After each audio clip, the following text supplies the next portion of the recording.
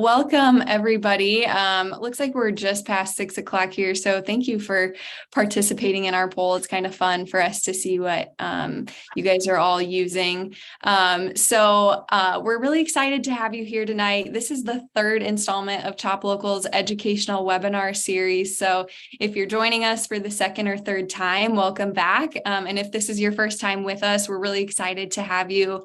We hope that you'll be able to get a lot of value out of tonight in future webinars that we have. So my name is Sydney Hadachek, and I am a producer support specialist with Chop Local. I've been spearheading this webinar series. So if you have any questions about this webinar, future webinars, if there are recordings, registration links, anything of that nature, certainly feel free to reach out to me and I'll be happy to point you in the right direction and get you the answers that you need. So as you all know, tonight we'll be talking about how to use social media to sell direct to consumers. But as you'll see on your screen, we do have 3 more webinars coming up throughout the next several weeks. And so these will help continue to provide you with information about how to grow your business. So a lot of you I know are already registered for our March 21st and April 4th webinar, but just within the last few days, we added another one to the list, Profitable Meat Marketing.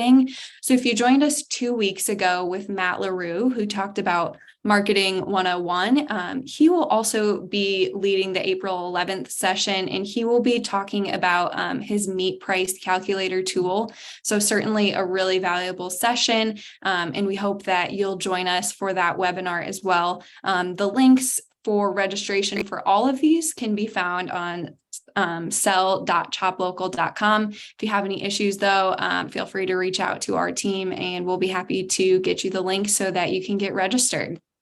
So if you joined us before, you know, at the beginning, we like to talk just a little bit about Chop Local so that you know what we're all about. And then I will go ahead and pass things over to Victoria. So at Chop Local, we like to describe ourselves as an online farmers market specifically for meat. And I do want to say, I know we have some participants here tonight that maybe aren't selling meat, and that's okay. We hope that you're still able to get some value out of tonight's session, but I did want to bring that up. So our team at Chop Local is comprised of farmers and small business owners, much like many of you all. So the mission of growing local businesses and selling direct to consumer is very near and dear to all of us. We really feel like we have a lot of skin in the game when it comes to this kind of stuff and can really relate to your business.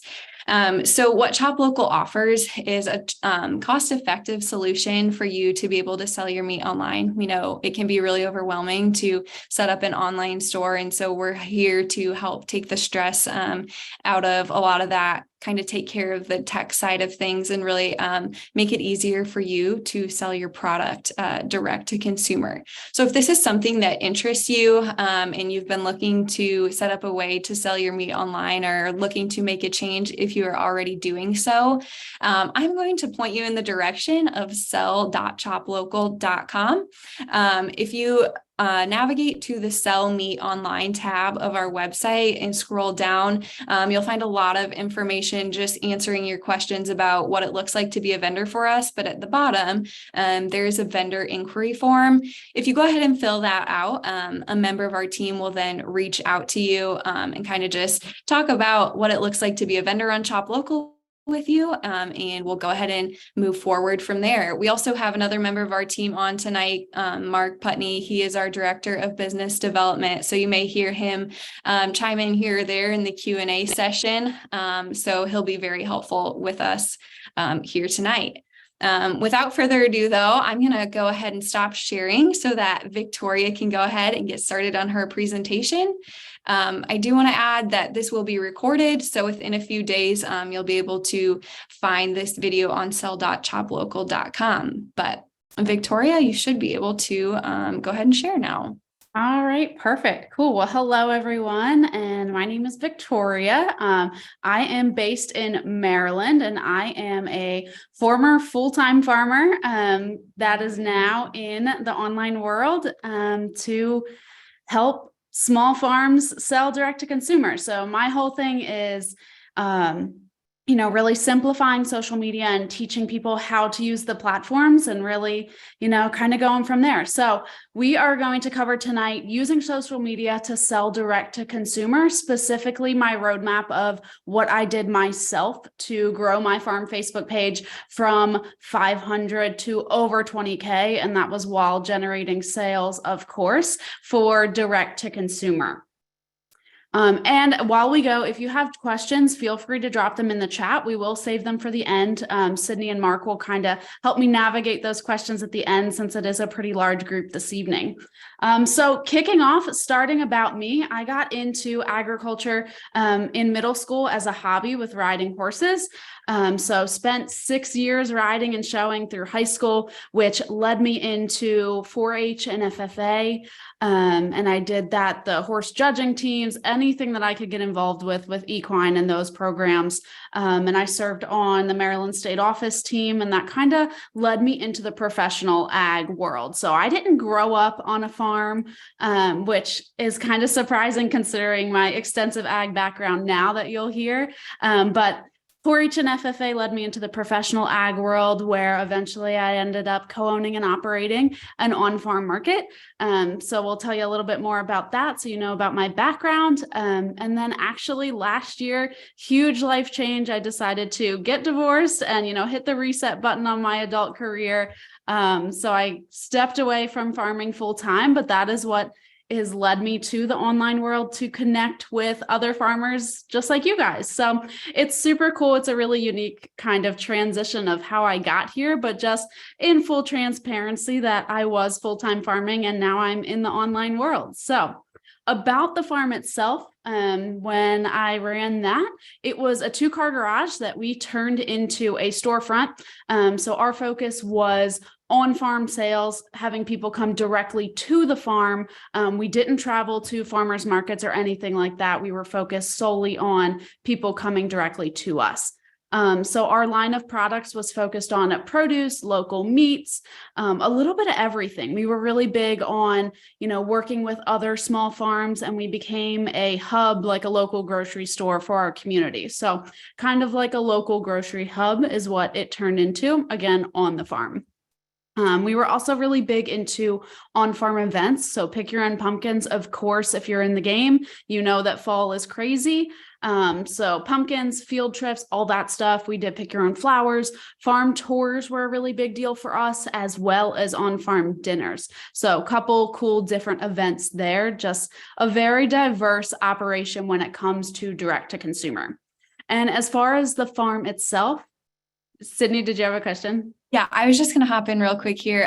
Somebody said that the slides are a little too small. Do you have it in like full screen mode? Let me check. Let's see. Thank you. I appreciate that. Okay, present. Enter full screen mode. All right, that should do it. That should be better. Does it look better on your end, Sydney? No, it says presenter window to, I'm not sure if it looks like that for anybody else. So hopefully. Let's see. It is full screen on my end. Let me back out. Yeah. Okay. Audience. Okay. It's showing audience window for me as full screen. I guess if anyone could drop in the chat really quick and make sure we're good, that would be super helpful. Are you sharing the right window? Because we can see the presenter window. Oh, yep, that might do it. Hang on. Okay, so let's see. I guess I don't want audience window, right? If you could help me direct. We can see the presenter window, if that. Okay. Let's see how. So I don't know if you have multiple screens, but I don't. Only, let's see, presenter view, present full screen. All right, here we go. We're making it. Thank you. Okay, that should do it. Awesome. Better? Yep, that looks great. Okay, cool. Thank you so much for working through that. I appreciate it. So lots of on-farm events, pick your own pumpkins, flowers, field trips, getting people to the farm in different ways was a big focus. And then the farm itself, we had pastured swine and beef. So we did heritage hogs and just classic like beef, Hereford, and Angus cattle. We grew hydroponically, field produce. We had a greenhouse with bedding plants and hanging baskets. So just a super diverse operation, which is really cool because as I work with farms now, I have a lot of experience in different outlets. Connecting to that. So just a little bit about my background to kind of tell you where I came from and what I know. And then tonight we are going to talk about Facebook and social media growth. So it's going to be a lot of kind of sharing exactly what I did.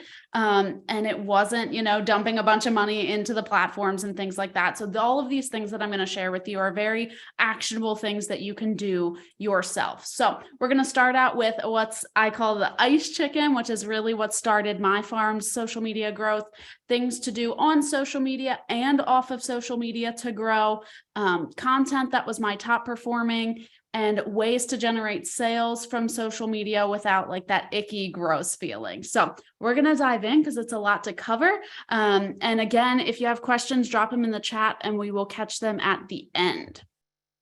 All right, so the ice chicken, what started my social media growth? So my farm's Facebook started probably, I'd say 2013-ish. So it had been going for a little while. And in 2016, we attended an ice festival. So this was a local community event that a local town held to us in February. Pretty much you paid a vendor fee. And they said you got to pick out like an ice sculpture. They carved it. They had it at your vendor space. So it was just a really unique event that we jumped into that the community was hosting. It was the first time they ever did it. We weren't sure what the feedback was going to be. Sometimes when they do these random small town pop-up events, it's great or it's not. But at that point in time, we were a super small farm trying to get the word out there. Didn't really have a ton of money to throw into marketing and advertising. So this was a really nice way to get in front of a new group of customers, only about 20 minutes away from the farm, something unique, different. So we jumped in. So with it, this was our little like table set up. So we had the ice sculpture back here. People would come up and take their picture with it. We did a chicken because we were promoting our chicken CSA. And it actually turned out that a lot of the kids and a lot of people wanted their picture with the chicken because it wasn't just like a business logo or something. So we had a lot of people take pictures with the chicken and then share it on social media and tag us. And then we also did a like us on Facebook for a free grab bag. So it was this little brown craft tote, had our logo on it, had some farm information and like a little mini jar of jam, like enough for like one biscuit. So nothing crazy, but people would see these bags and then see this bright green sign, which I would say is my best Sharpie handwriting out there. So it was a way that, people would come up, everyone had their cell phone, they would show that they liked us on Facebook and they would get a goodie bag. They had no idea what was in it, but just the idea that they got something for free for practically doing nothing, so easy for them. And they got our farm information. They were on our Facebook. They could start seeing our stuff. So it was just a really cool way to approach this event. So of course, not everyone has an ice festival in their area, but big picture, these little community events can make a big difference. And then of course on the table, we had our logo, we had a couple little of our products, just little things that were eye-catching. Nothing fancy, this is literally neon paper from Staples and a Sharpie, and you just wing it and go for it. So we were just trying to get our name out there, but it ended up really getting us a lot of social media growth. And at the end of the day, for not a huge cost, and you were targeting a local audience as well. So it was a win-win there.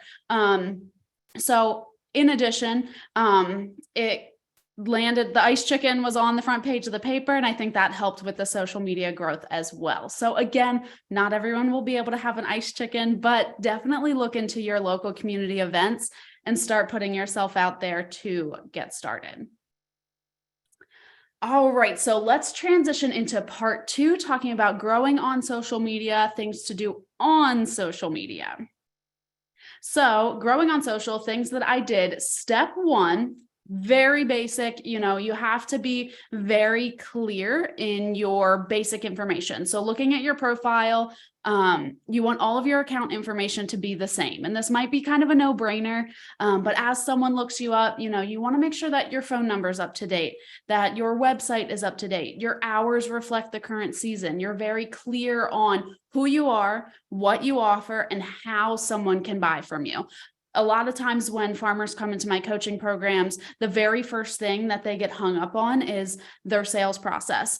And, I ask them, I'm like, all right, I'm a new customer. How can I buy from you? And they're like, well, we're at this farmer's market, but it's the off season. So then you have to schedule. And then it's just this round and round. There's not a super clear way for people to buy. So start out square one, identify who you are, what you have to sell, which isn't a no-brainer to you, but might not be to your customers, and then how someone can buy from you. So very clearly having people be able to identify all three of those things is super important when someone new lands on your profile. So say a new follower hits your profile, they're going to decide to like or follow your page within 3 seconds. So if your information isn't super clear, then they're going to be a little confused and most likely not follow or hit that like button. So you could be repelling people online and not even know it, just because you haven't really super clarified kind of your overall message.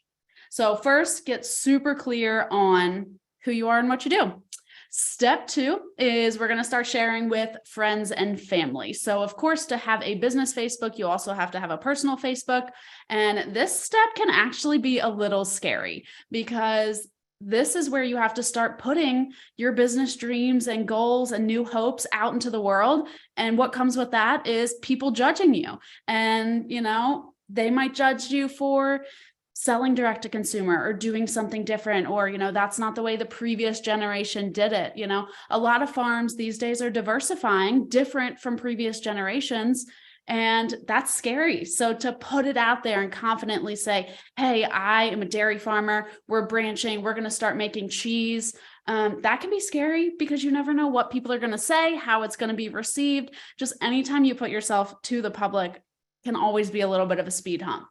So, but that's step number 2. You got to start telling people, and by sharing with your friends and family, kind of in your personal social media circle, that's where you're going to start reaching that local audience, because those are already people you're kind of already spider webbed connected to. So that's step number 2.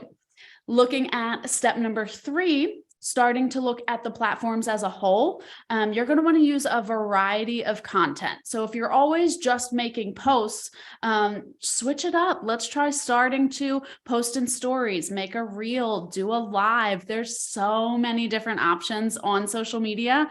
Especially if you're on different platforms. I'm sure you're already aware of that. Like, it's kind of a black hole. It can take a lot of time, but the more variation that you have on your social media, the more different ways that people can engage with your account, and the different ways that you can reach new people. So if you're stuck in just making a regular post, step 3 is to switch it up a little bit and try some new things. Again, scary and comes with a learning curve, but why not? We all have to start somewhere. We're all a beginner at once. All right, step number 4, remembering that your social media is a form of customer service. So this isn't just another place to post pictures, throw your information out there. Like, you have to remember that your online presence is a branch of your business and is a line of customer service. So we are in a day and age where people have instant gratification. So if they come across your farm and they send you a message and they're like, hey, can I buy a porterhouse steak this weekend?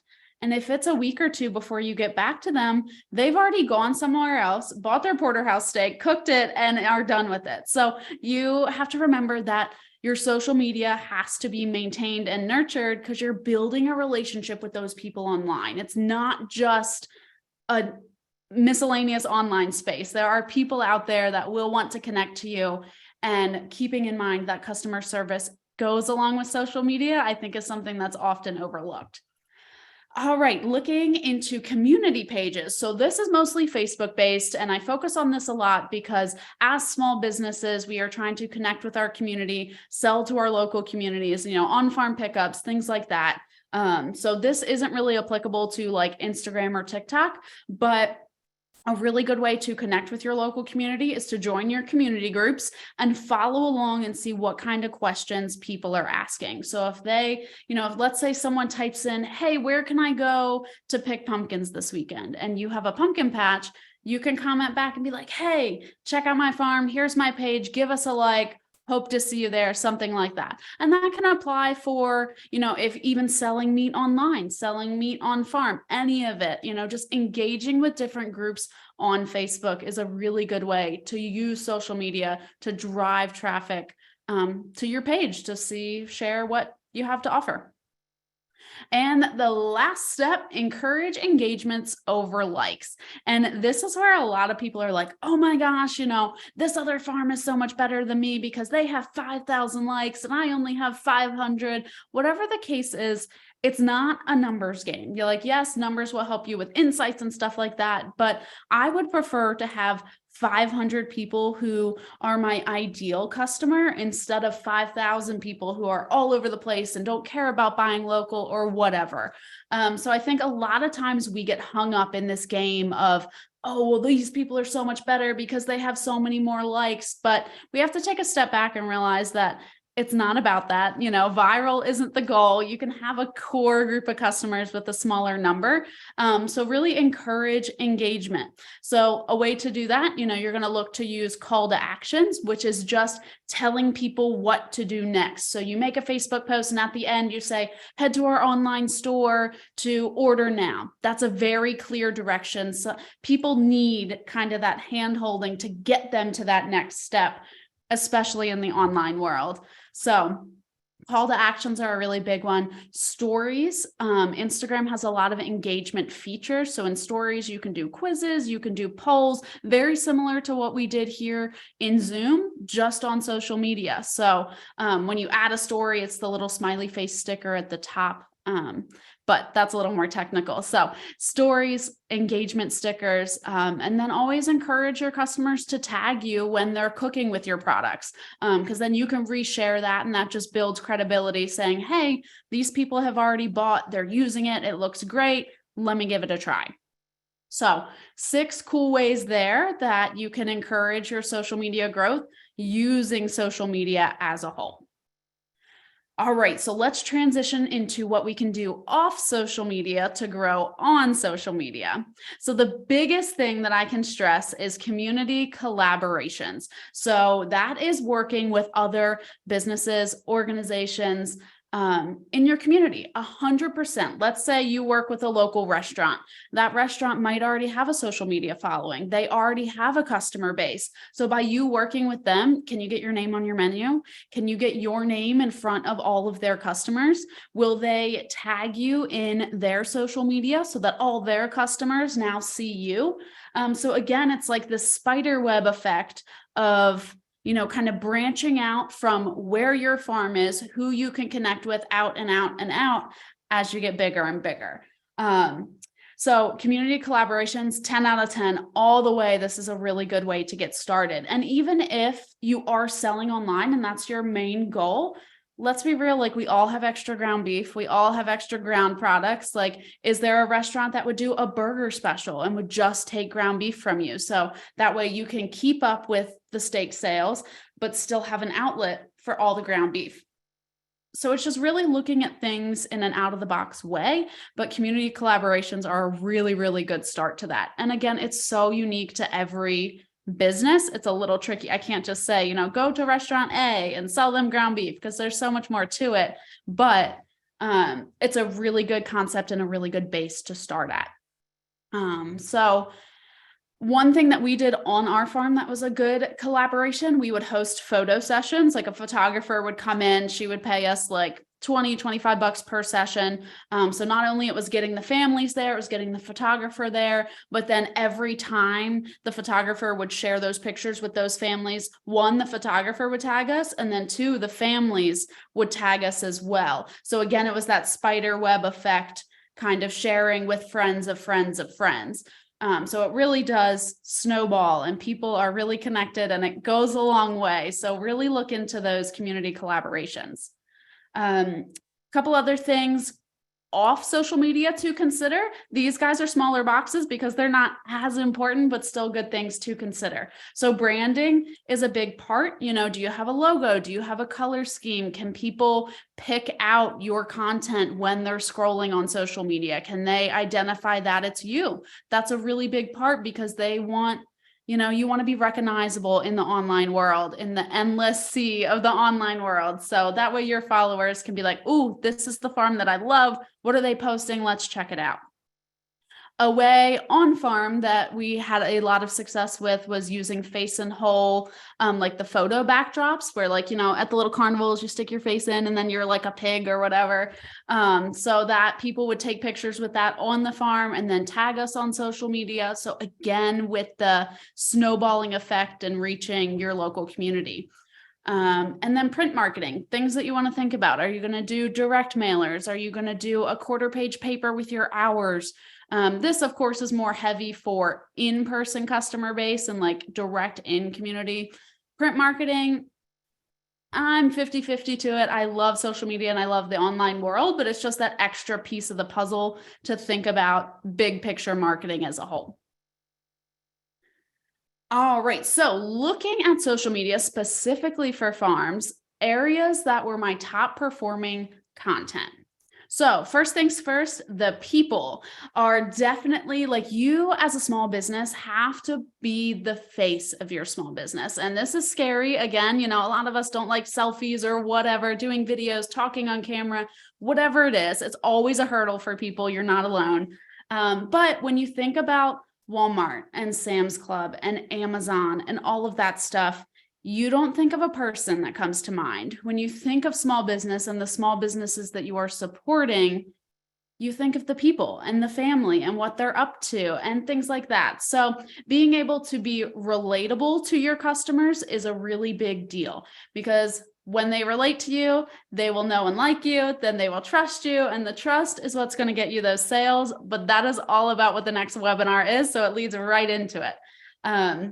So be the face of your small business. And it doesn't mean that you have to show off your kids or put your family, like whatever people are comfortable with, but you do want to make sure that you have that personable feeling to your social media. That way, you know, people relate with people. So that's a really big part. Second thing is livestock. So only 2% of the population is involved with agriculture. So big picture, a lot of your followers aren't going to know what the heck you're doing or have any experience with your lifestyle. So you might think that, you know, breaking down or breaking the ice out of the water for the millionth time this winter is boring to you, but most people don't experience that on the daily. So you sharing that and how annoying it is a big, like, they will find that interesting. And as far as like livestock, newborn animals, general livestock pictures, everyone loves animals.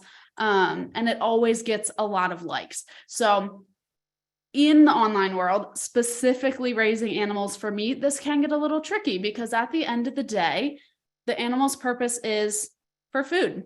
And there's a very fine line, I guess we'll say, between like cute and their purpose. So when you make your post, you know, make sure that you share the best of the best pictures of your livestock. You know, don't open that door for anyone to criticize you. Make sure your pictures are nice, light and bright, and highlight the best areas and the best practices for animal care. So just kind of being aware of your pictures. You know, the newborn pictures are great. Just make sure everything looks 10 out of 10, nothing questionable. Just so you don't open that door for anyone to be like, oh, wait, what are you doing? So it is a fine line, but it is always a top performing content, because people love animals. All right, looking at farming as a whole, explain how you farm and why. Again, people don't experience your lifestyle. They don't know what you're doing. A lot of people will want to buy local, but not necessarily have any experience. You know, they're removed from the farm. So you know, taking the time to write out a post of, hey, today we're, you know, disking the fields to prep for a new spring crop, or we're planting a cover crop and here's why, whatever that is, it's going to be like a foreign language to your followers. So it's something that you could talk all day long about, really easy to explain. You're an expert in your field. And your customers want to know like what you're doing and why. And then along with that, they also want to see behind the scenes. So again, sharing your day-to-day life, what you're doing, what you're up to. A big thing that I like to focus on is documenting over creating. And what I mean by this is that, documenting is, okay, I'm going to feed the calves today. Cool. Let me take some pictures. Let me get some video. We're kind of doing it as we go. Whereas creating, you're like, all right, I've got to go create content today. Let me go, move these couple cows here, and then I'll do this to make it look like I'm working with them. Don't make it any harder than it already is. You're already putting in the work farming. Snap some pictures and video along with it and just share what you're doing. The transparency of your operation, what you raise, why you do it, all of that stuff is going to be all the pieces that come together for people to follow and eventually buy from you. So it just paints this well-rounded picture of, who you are, being the face of your business, what you do, the livestock you raise, why you do it, and behind the scenes is going to keep them coming back to your page for more and more. So these were the 4 things that were top performing content for me. And I always see huge success when, small farms start putting their face out there and being the face of their business and really making their page personal and relatable. So really cool things to check off your list there. All right, and now probably the hardest part. So a few ways that you can generate sales or drive sales from your social media. First things first, live videos on Facebook. So again, this is you kind of putting your face on camera, your voice, all that stuff. Doing a product highlight, lay out a couple of steaks and be like, all right, today we're going to talk about filet, T-bone, and ribeye. Cool. By the time you get talking about it, it'll be a 2 or 3 minute video. And of course, you use the call to action at the end and say, hey, these are available in our online store. Tap the link, check out, grab it now. So going live is something that you'll want to do sporadically. I'd say max once a week, minimum once or twice a month, once or twice every other month. So it's not something that you do all the time, but it really shows you as an expert and shows your confidence and just shows what you know. So again, it just really builds upon that fact of 1, you're the face of your business, 2, you know what you're talking about, and 3, you're telling them about the product and exactly how to buy it. So it comes back to being very clear in your marketing as a whole. So way number 2, what if social media disappeared tomorrow? Like, what would you do? If this is where your customer base is, the step off of social media is email marketing. So email marketing goes, of course, to direct to inboxes. You control the content, you control when it sends. The emails are your property, So if social media disappeared tomorrow, email marketing is like that next step of what do you do with your people to get them off social media, things like that. So side note, it takes people, research has showed that it takes people 7 or 8 different times to see your offer, to see what you sell before they're going to buy. So let's say that you showed up in Facebook stories today, you made a post, you made a reel, you sent them an email. That's 4 different ways that they're seeing your offer before they buy. So doing all of that in one day, they still might not buy. So social media marketing is a long-term game. So it's hitting and showing up in people's lives in a bunch of different little ways to hopefully get those end sales. So again, it's a lot of pieces that come together, but super important. I had a ton of success doing a set weekly post. So every Thursday I would share our produce bundle and our meat bundles for the weekend. And this is something to where people expected this post every Thursday. I was very good about posting it like before 7 p.m. and no lie, by 7:05, if I didn't have it posted, people would be messaging me being like, do you have it? What is it? And of course, me being like scrambling, typical farming, doing a million things. I'd be like, I'm trying my best. So, it was just one of those things with being very consistent, knowing that every Thursday they were going to see what the specials were for the weekend or what the sale was for the weekend, whatever it is. People ended up looking for that post every single week. So if that's something that applies to your business, it's a really good way to do it. Pick a day of the week where you can just say, hey, every Thursday we're sharing a bundle for the weekend or a special for the weekend or whatever that case is. Because as you do it time and time again, people will look for that post and look for that information. And one of my favorites for Facebook events. So when we did events on the farm, or even if we did big sales, we would create a Facebook event as well. And now since COVID, Facebook has let you do virtual events. So cool ways to kind of check in with people who have virtually raised their hand and said, hey, I'm interested in this event. So you create an event, someone can click going or interested, and then you can market and post within that event to those people that have raised their hand to say that they're interested or going or whatever the case is. And then it sends them a nice little reminder, hey, don't forget event today. So really cool way to drive sales, again, completely for free. None of this costs anything. Email marketing, your hub maybe, but social media marketing is completely free. So just knowing how to utilize all the different bits and pieces is such a big part of the game, and it's a lot. So I get it.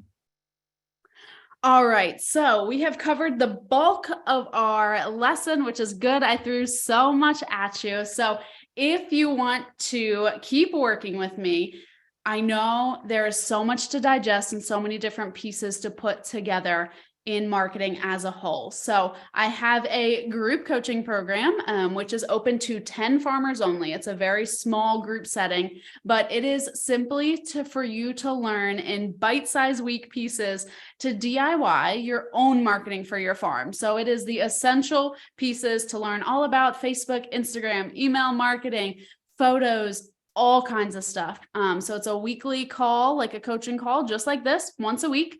You'll get a group chat support for the full 8 weeks. And that's with everyone in the group. So you'll be networking with other farmers, hearing what other people are learning, hearing what other questions and things they have. We'll have a program hub. So if you can't make any of the calls, you'll get everything on a replay. And then I have a ton of weekly resources, content ideas, bonus tutorials, guest speakers, just all kinds of stuff to really springboard you to sharing online. So I know it's a lot to digest, and I think Sydney will drop the link to that in the chat as well. So super cool. And again, if you have questions specifically on this, feel free to email me or, DM me on Instagram. We can chat more. But super cool. So again, that's only open to 10 people. There are some early bird specials for that. So the link will have all of the details, and I'd love to talk to y'all more on Instagram or email, whatever about that. But I guess now we'll switch over to Q&A and see what we got. Perfect. So I'll share my just once more in case people need contact information or anything like that. I did put the link for the course or the group coaching program in the chat in case anybody needs that. But otherwise, we'll go ahead and hop into the Q&A. So Roger asked, what is tagging on Facebook? So could you explain a little bit more, Victoria, about how to go ahead and do that?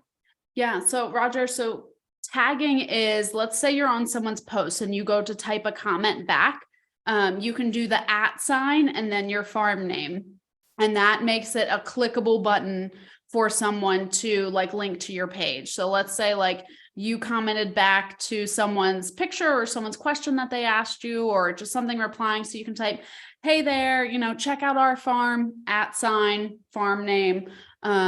We have locally raised meats, things like that. So it just makes that clickable button directly to your page from you typing a comment wherever you're typing that comment at. Yeah. Yep. All right, Katie. And I think Katie, many people might share in your struggles here. I can't think of posts most of the time. It's so much takes so much mental effort to always be creative and think of posts. So with that, how on top of that do you think of content for weekly email marketing? Any suggestions there? This time of of year is the toughest because it's winter, it's boring, farmers markets aren't going. So what I always recommend to farmers is, in your off season, when you are quieter, do an email once a month. And then in season, when you're busier, do an email once a week. Because, we need some downtime too, and it's okay to slow down. Like, you don't have to, heavy market all the time, but as long as you're staying on the radar in people's inboxes, they keep opening your emails, you want to keep in that loop. But as far as coming up with content, yeah, that is a struggle for everyone. I know for me personally, like sometimes I just hit a wall and I'm like, I've got nothing. But the way that I get around that, I will look back at old emails. I will look at what emails are coming in from other people, whether that's other farms, people outside of my industry. You can always highlight like a holiday or something happening in the year. Like February was Super Bowl, Valentine's Day. March, you have St. Patty's Day. I can't remember if National Pig Day was in March or February, but you can also look up like national days, because like every day of the month has some kind of national day, whether it ties to ag, maybe not, but you could relate something to that.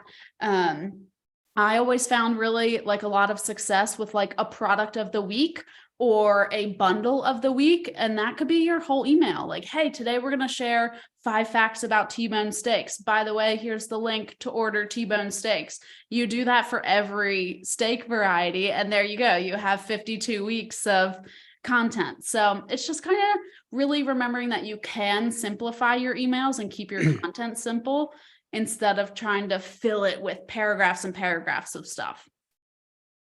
And I will add in here, Nick added some great ideas. So Nick shared doing recipe shares, product highlights, general information about your company or your farm, educational content. So those are awesome ideas, Nick. And thank you for sharing those with the group. I'm sure everybody can use those in their own unique way. Yeah, absolutely. And I find a lot of success with like testimonials as well. Just because when you're getting them from customers, you can even ask customers, things like that. So cool stuff there for sure. What do you think about, like, is there a time that you post? Is there's some research on like posting on Facebook at 2:30, on a Thursday is more beneficial, or whatever that is. What do you think about that?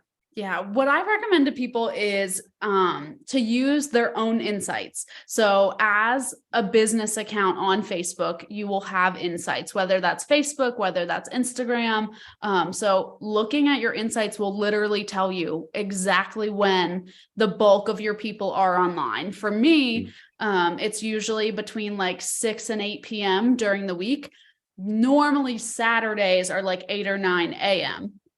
But knowing my ideal customer, that completely makes sense. But I don't take a guess at it. I use the insights on social media for it to tell me exactly. So definitely, one, make sure your account is a business account and not a personal account.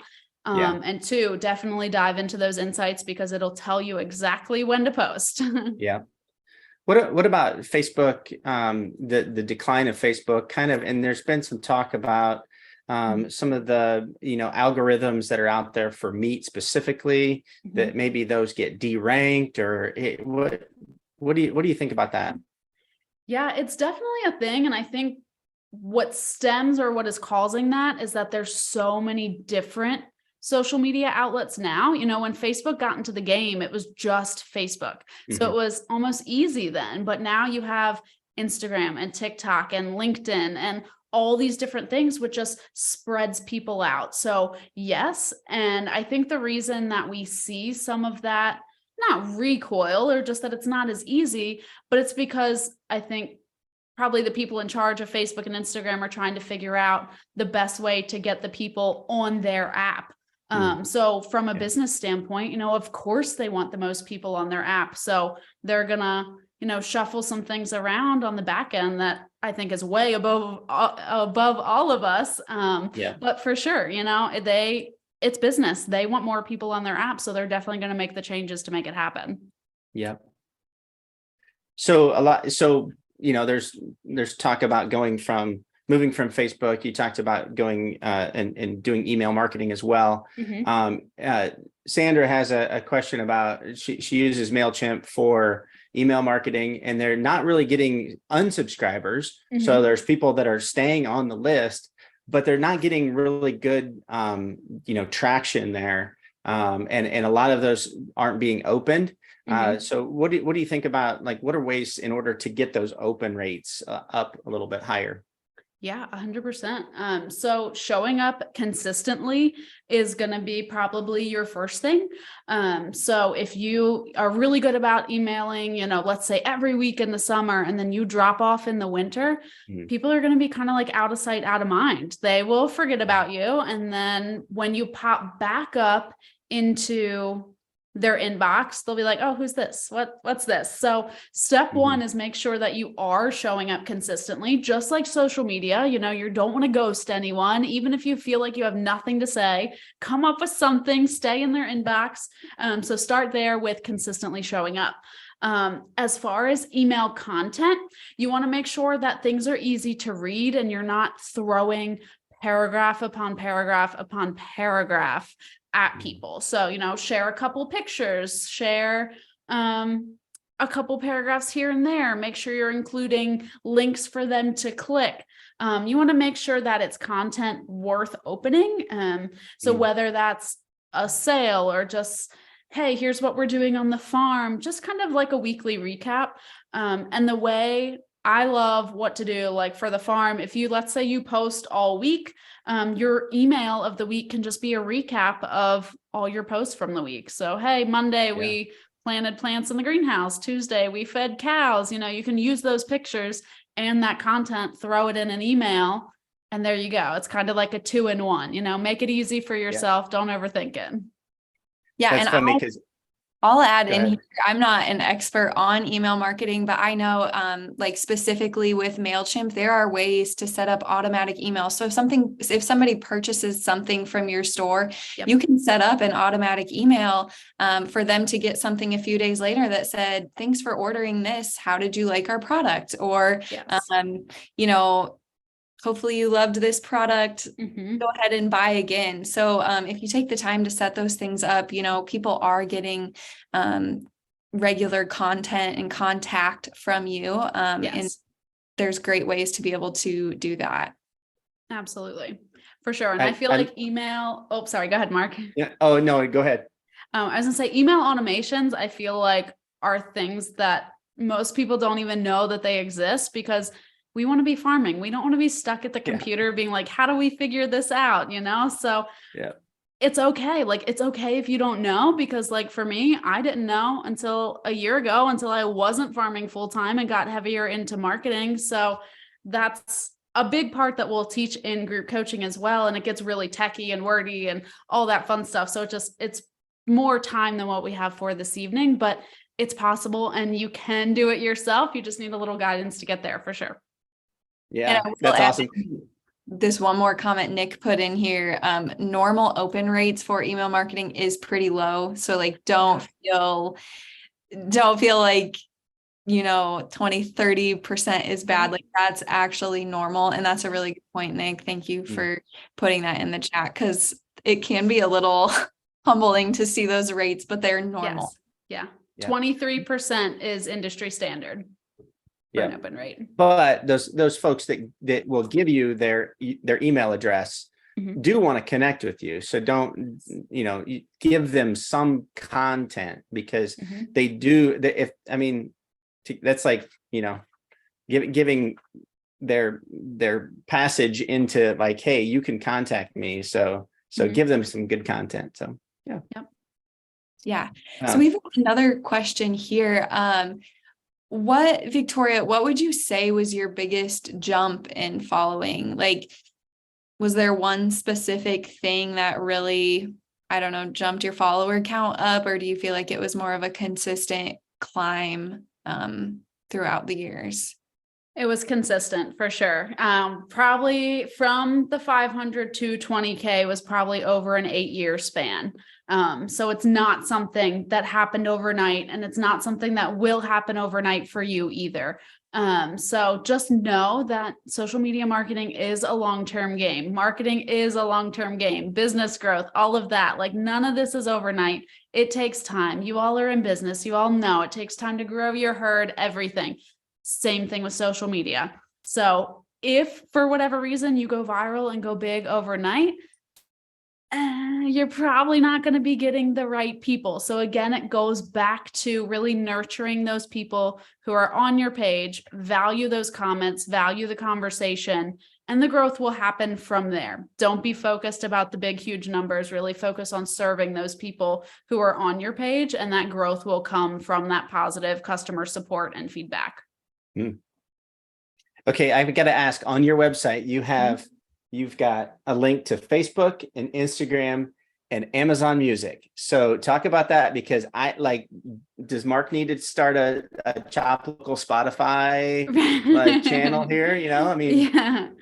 The podcasting is becoming a very big thing in the online world. Again, it's just another touch point and way for people to hear from you. So my little Amazon thing was I was a guest on a podcast. So that was the link there. I don't personally have one myself. Is it something that could come down the line? Yes. But it's one of those things that's kind of like another form of social media, I guess. Just something cool to try, but I really wouldn't recommend it for small farms or whatever at the moment. But for me, I'm solely focused on Facebook and Instagram. And that's because, TikTok doesn't have my ideal customer, things like that. So really, I'm spending my time on where, the people I can connect with the best. So I'm not trying to spread myself too thin. And I think that's really important for everyone across the board.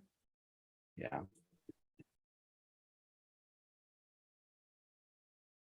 Sorry, I'm just typing back to a question here, Mark. Oh, yeah. Yeah. No problem. How do you feel about influencers? You know what? If people can make money from the online world, fantastic. I'm so excited for them. I think there's a lot of space in the online world for it, and there's a lot of different ways you could be successful with it.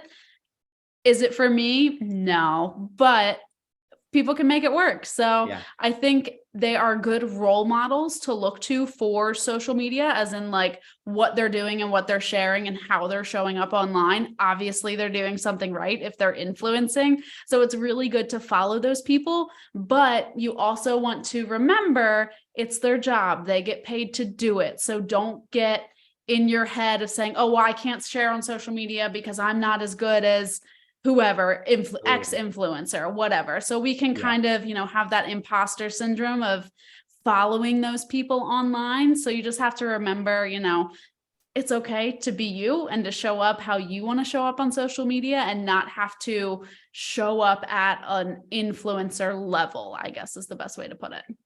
Yeah. I think that's a really good point. I mean, I always tell folks that, you go back to the main buying principles of what are the motivation of the customer to buy. They buy because of security. They buy because of status. They buy for price. They buy for, some cultural,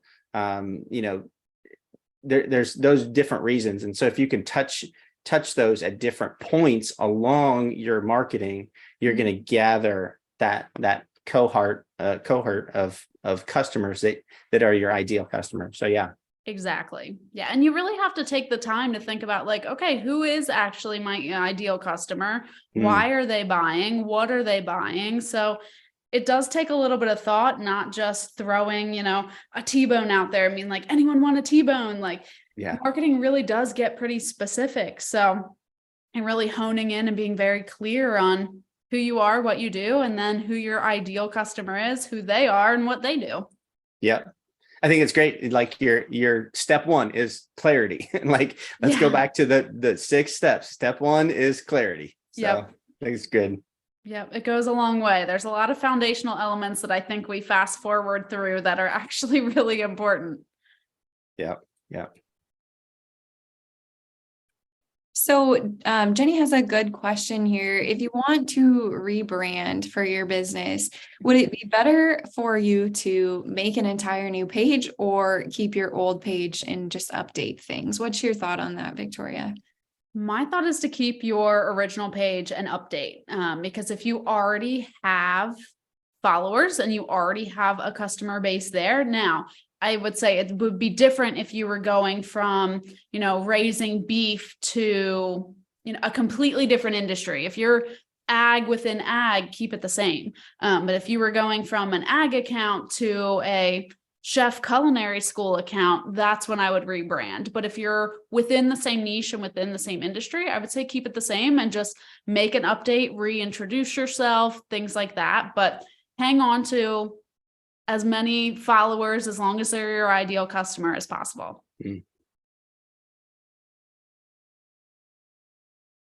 Yeah.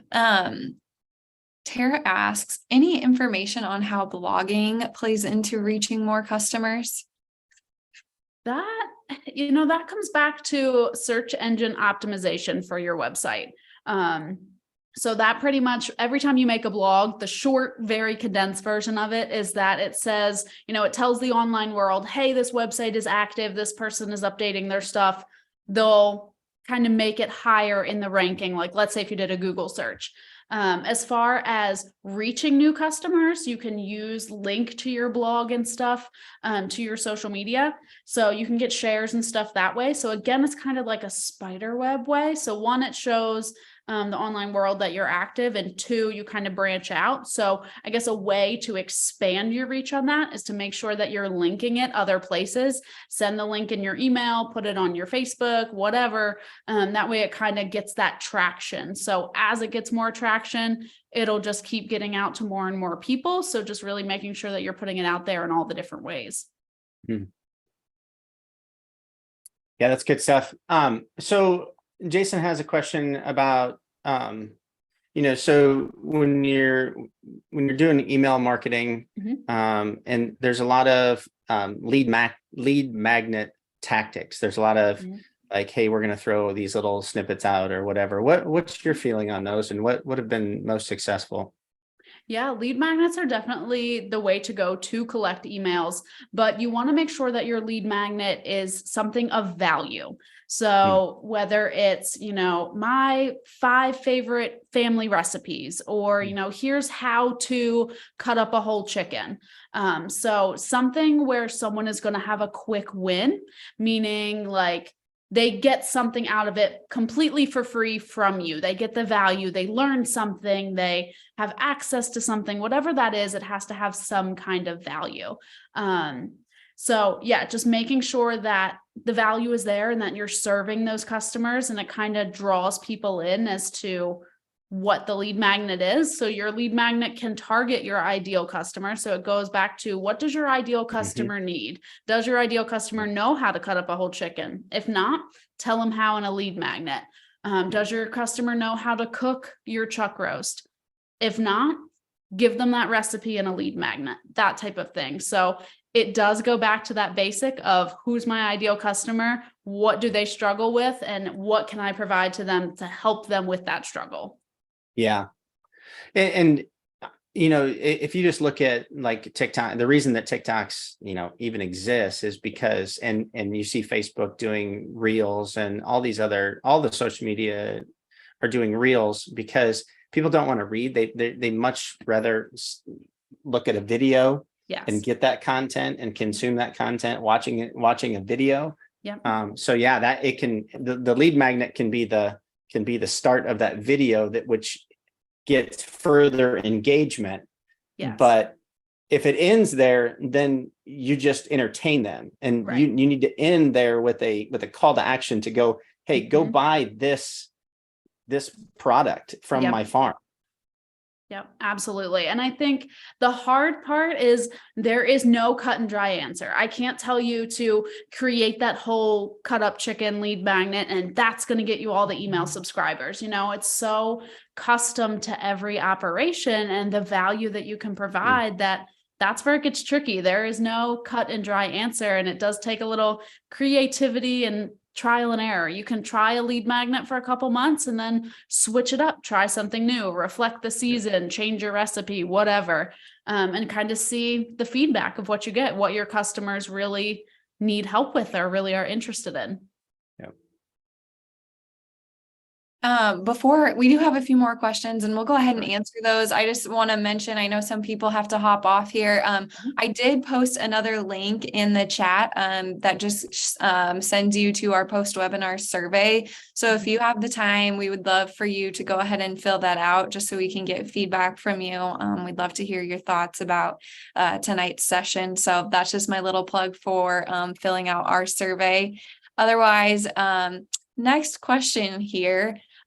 Suggestions or guidelines, Victoria, for picking a name for your business. Jean mentions that, and it's funny you say this here, Jean, because I'm not even quite sure how to pronounce your business name, but he says it wasn't until I had been going for a while that I realized I had picked two of the hardest names in the English language to pronounce. So any advice there?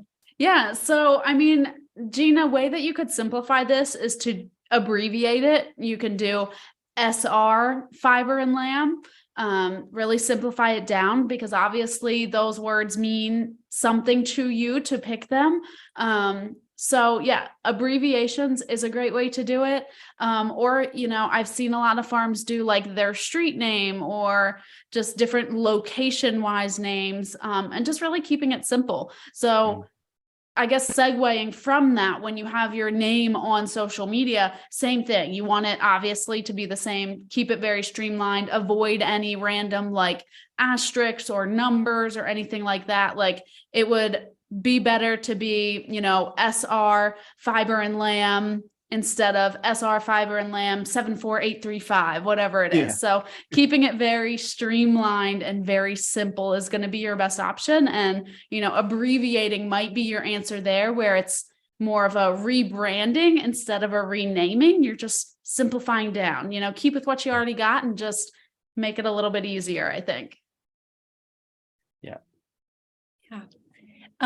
Larry talks about, and this is probably good for a lot of us to think about with our, small businesses. Do you talk, or when you had your farm, did you talk only about your farm, or did you ever branch out into other subjects, like maybe other things that are happening in the industry that would be relevant or affecting your consumers? Did you ever branch out, or did you usually just kind of stay focused on what your farm was doing? Yeah, you can kind of approach it both ways, especially during COVID or anytime there was like a food shortage or anything like that. We would talk about, what the industry was feeling as far as like why there was a shortage, what was causing this, why local necessarily won't have that same shortage. So we would see a lot of times, like if there was a meat shortage or a pork shortage, whatever, people would scarcity buy, and, we'd have to kind of go into an education stance of, hey, like, yes, the commercial industry might be having some trouble. It might be what's on the news, but the local market functions differently. And here's why. Here's why we're not going to run out X, Y, and Z. So you can absolutely share on kind of current trends and topics. Just know with that as well. I think sometimes you can dive into the political world with some of that. So proceed with caution, and just make sure that the opinion that you are sharing, whether it's fact, opinion, whatever, just be very transparent that if you are diving into that political side of sharing things, it might be a turn on for some people, might be a turn off.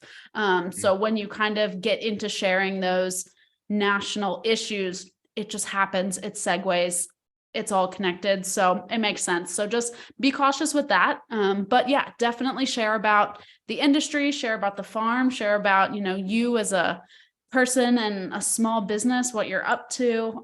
So yeah, there's so many different ways, so many different things you can share about for sure. Yeah.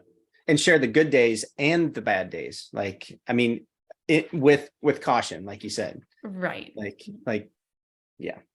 Yeah, like the frozen water tanks and, if you spilt milk, like if you got a milk delivery and whatever. Now, caution with that, you don't want to be a Debbie Downer online because no one wants to follow you to, hear you play your little violin all the time, but be real. Like, it's not always easy. It's not always great. Farming isn't perfect, and it's okay to share about that just in okay, it sucks right now, but it's going to be better type of way.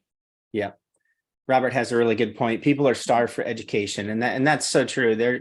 People are like, we used to be, 30, 40 years ago, we used to be one uncle away from a side of beef or a half a hog or lamb or whatever. We were so close to the farm, and now our population has gone so far away. And that's really why Chop Local is so special and so neat, is because we are connecting the consumer back to their desire to know where their food comes from. And so, I really appreciate that comment.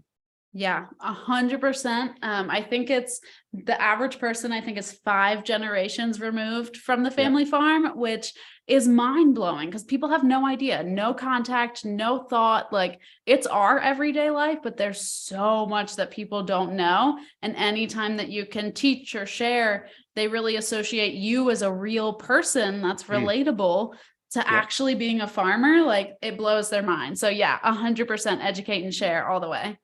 Yeah. And that kind of goes into Rachel's question about how do you separate yourself from others doing the same thing, selling direct to consumer? Yeah, I see this a lot. A lot of, the farms that I coach, they'll come in and they'll be like, well, I can't do this because, the farm down the street does that. And I think that's one of the biggest hurdles that, we are in the same industry, and it's okay, to raise beef if your neighbor raises beef. But really remembering that, you can do it so differently. Like, let's say you're grass fed and they're not. Cool. You can market to grass fed. It's a completely different clientele, things like that. So being able to personalize your Facebook by sharing you as a farm family, I think is going to be what makes you different. It doesn't even matter if you raise exactly the same way as your neighbor, but it sounds kind of cheesy, but your neighbor's not you. Your neighbor isn't your family. You guys have different, practices and personalities. And, if they can like you as a person, they'll buy from you over your neighbor if they don't necessarily relate to them as a person. So being relatable, being personable, and remembering that you're serving people online and not just selling to them first and foremost is going to be the way to stand out.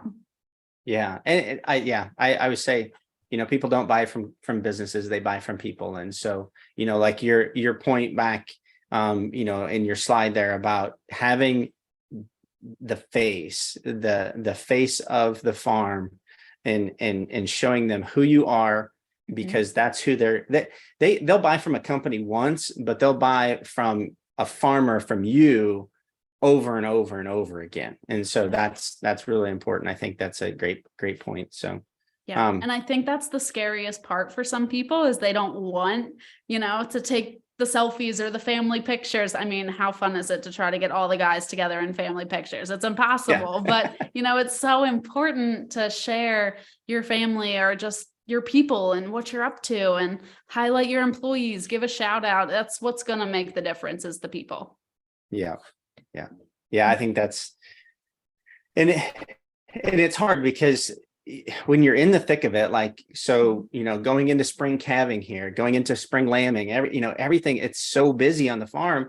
And then, and all we can think about is, okay, I got to get through this next few weeks so that I can get in the planter, or I can do, I can get to the next step. And then after the planter, it's into the baler, and so, having somebody that's responsible for making sure that stuff gets out on Facebook, it's like, I'll record something quick and then be like, okay, honey, can you post this? So Yeah. And it's finding that balance. There will be people in your business that are, just better at the social media than others. So really, define the roles, who's going to be responsible for it, who's going to answer the messages. That way you don't have 7 different people on the account and then, message replies, get multiple replies back. So it's just finding that balance and defining that role and kind of assigning that responsibility. And if everyone sends that one person pictures or whatever, great. But, it's just figuring out how it works best for your operation. So. Yeah, Jean's got a good point here. It's actually the easiest time of the year to post because there's so much going on. Yeah, I would agree, but it sometimes in the thick of it, you're like, that's the last thing that I want to do is, is post on, Yeah. Well, it looks like we don't have any other questions in the queue. So I just want to repeat, this will be recorded and posted on sell.shoplocal.com. We're so grateful that you all joined us here tonight, and hopefully you were able to leave with some great ideas from Victoria. I know it's always like great to get the mind thinking about these things. But otherwise, yeah, we're really glad you could join us. If you have any questions, definitely feel free to reach out. Otherwise, we'll go ahead and wrap things up for the evening.